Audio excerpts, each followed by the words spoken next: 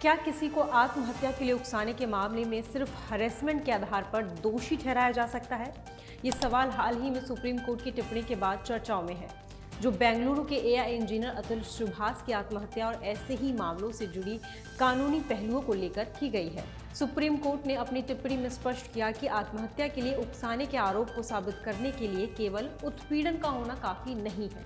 Justice Vikram Nath और PB वराले की पीठ ने कहा कि धारा 306 के तहत दोषी ठहराने के लिए साबित करना जरूरी है कि आरोपी ने डायरेक्ट और इनडायरेक्ट रूप से पीड़ित को आत्महत्या के लिए प्रेरित किया। साथ ही ऐसे करने का इरादा क्लियर रूप से मौजूद होना चाहिए।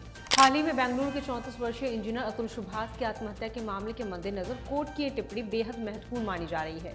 गौरतलब है कि अतुल ने अपनी पत्नी और उसके परिवार के सदस्यों पर हरेसमेंट का आरोप लगाया था। इसके बाद पत्नी निकिता सिंघानिया, उसकी मां निशा, पिता अनुराग और चाचा सुशील के खिलाफ आत्महत्या के लिए उकसाने का मामला दर्ज किया गया था।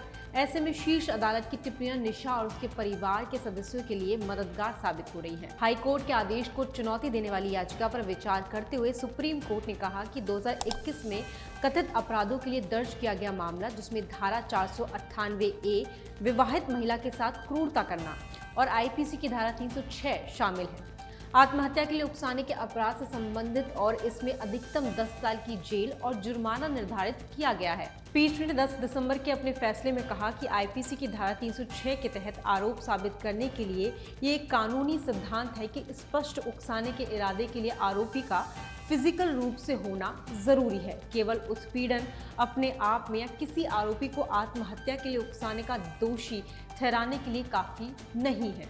आईपीसी की धारा 306 के तहत अपराध साबित करने के लिए मेंस रिया यानी अपराध करने का इरादा जो भी था उसका होना जरूरी है। केवल अनुमान के आधार पर किसी को दोषी नहीं ठहराया जा सकता। कोर्ट ने कहा कि यदि आरोपी की हरकतें स्पष्ट रूप से आत्महत्या के लिए उकसाने वाली नहीं हैं, तो उन्हें दोषमुक्त किया जाना चाहिए। ये टिप्पणी करते हुए पीठ ने तीनों लोगों को धारा 306 के तहत आरोप से मुक्त कर दिया, लेकिन आईपीसी की धारा 498A के तहत अपीलकर्ताओं के खिलाफ आरोप को बरकरार रखा। इसमें नोट किया गया कि महिला के पिता ने उसके पति और 2 ससुराल वालों के खिलाफ आईपीसी की धारा 306 और 498A सहित कथित अपराधों के लिए एक प्राथमिकी दर्ज की थी।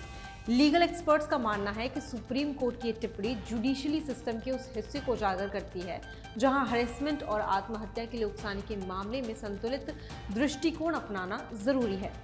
ये फैसला उन मामलों के लिए एक मानक बन सकता है जहां आरोपी को बिना पर्याप्त सबूत के ही दोषी ठहराने का प्रयास किया जाता है।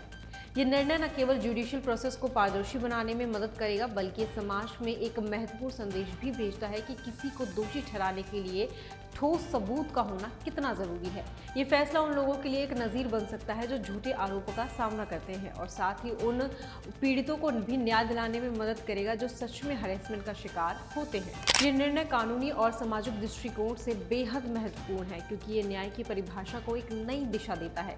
कोर्ट के फैसले को लेकर आपकी क्या राय है, मुझे कमेंट्स में जरूर बताएं। बाकी ऐसे ही तमाम खबरों के लिए जुड़े रहें सूचक के साथ। धन्यवाद।